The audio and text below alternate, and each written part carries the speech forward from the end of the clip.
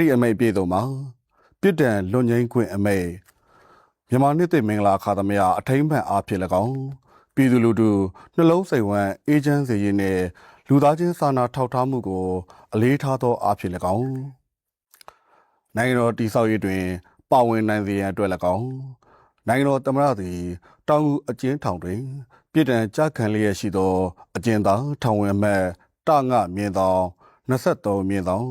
3335မြင်သောကကြီးဝင်းမြင့်ဗဦးထွန်းကျင်အား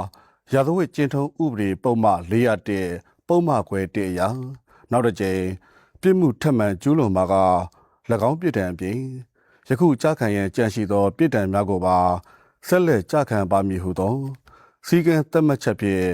၎င်းကြခံရန်ကြံရှိသောပြည်ဒဏ်များပေါ်လျှော့ပေါ်၍ပြည်ဒဏ်လွန်ငင်းခွင့်ပြုလိုက်သည်ပုံမင်းအောင်လိုက်နိုင်ငံတော်သမ္မတပြည်တော်သူသမ္မတမြန်မာနိုင်ငံတော်ဟုဖော်ပြပါရှိပါတယ်ခင်ဗျာ